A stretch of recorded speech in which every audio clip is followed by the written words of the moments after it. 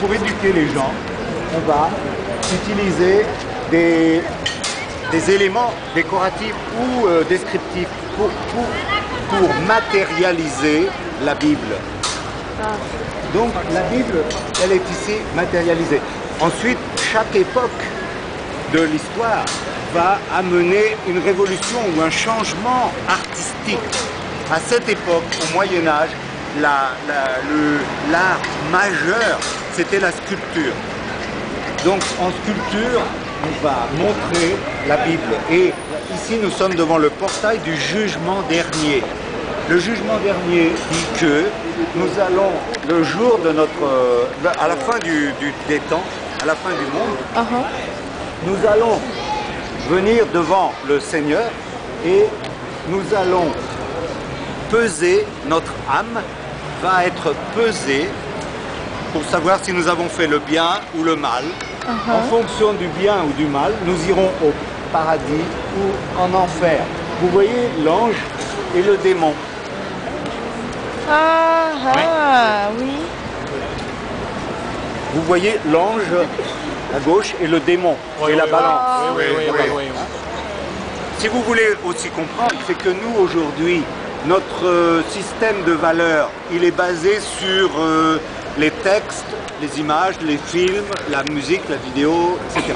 Mais à cette époque, les gens n'avaient aucun élément, mais ils étaient capables et connaissaient parfaitement la vie de tous les saints. Parce que tout le système d'éducation, il était basé sur la religion. Donc les gens, devant cette cathédrale, qui a plus de 8 siècles aujourd'hui, comprenaient parfaitement le message. Plus que nous. Nous avons oublié qui est ce saint, nous ne connaissons pas. On connaît son nom, mais... C'est le... Là-bas, par exemple, il y a un saint qui est très connu. Vous voyez là-bas, le saint avec la tête dans ses mains. Le troisième à droite. Oui. Alors ça, c'est Saint-Denis. Oui. Saint-Denis. Oui. Saint-Denis, pourquoi? Parce que, alors aujourd'hui, bon, personne ne connaît l'histoire, mais autrefois, tout le monde. Saint-Denis, c'était un prêtre, donc catholique, chrétien, et il a été martyrisé par les Romains.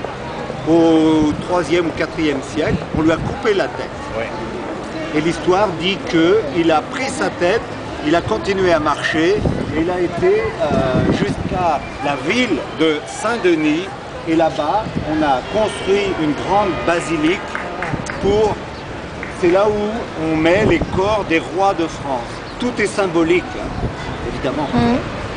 Donc, tout est symbolique, mais l'art permet aux artistes de matérialiser ces idées, cette philosophie. C'est fantastique, parce qu'aujourd'hui, après 8 siècles, on voit l'art du XIIe siècle, et l'art du XIIe siècle, c'est un art de la sculpture qui est fantastique.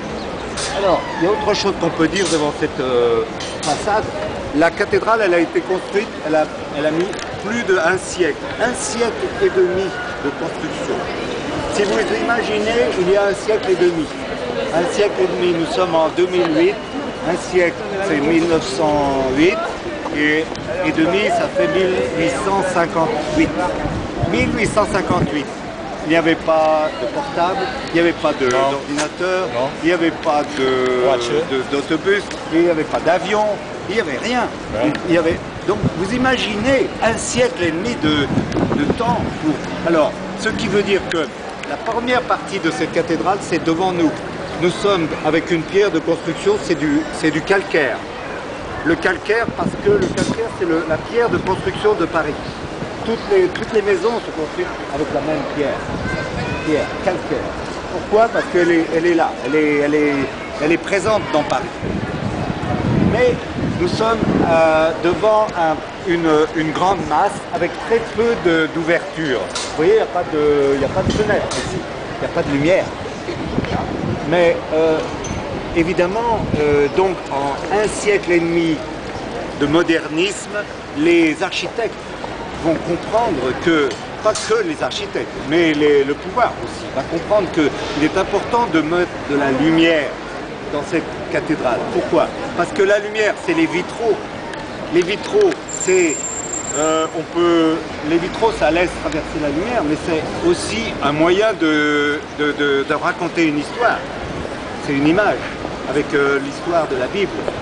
Et ça permet également d'avoir un bâtiment qui a beaucoup de lumière, dans lesquels les gens peuvent aller pour prier. Et les gens, qu'est-ce qu'ils vont voir à l'intérieur de la cathédrale? Ils vont voir l'or, ils vont voir les trésors, ils vont voir les peintures, ils vont voir beaucoup de choses. Et ils vont penser que le monde futur, le paradis, c'est merveilleux. Parce que à l'intérieur de la cathédrale, on symbolise le monde d'après la mort. Donc quand vous êtes vivant, vous êtes pauvre, vous n'avez rien, mais après, c'est fantastique. Voilà, voilà comment on a construit notre civilisation occidentale, sur ce principe. Et petit à petit, cette idée, en France, était l'idée majeure jusqu'à la première révolution française, 1789. À partir du moment où les philosophes, les premiers philosophes en France, ont commencé à écrire, il y a eu des pièces de théâtre, il y a eu une sorte de prise de conscience générale que c'est pas normal que le roi il a tout et que le peuple il a rien, c'est pas normal. Pourquoi? C'est basé sur quel principe? Parce que le roi en France et dans le monde, c'est basé sur le principe que le roi, c'est le représentant de Dieu. Dieu et le roi, c'est la même chose. Comme en Égypte, c'est la même chose.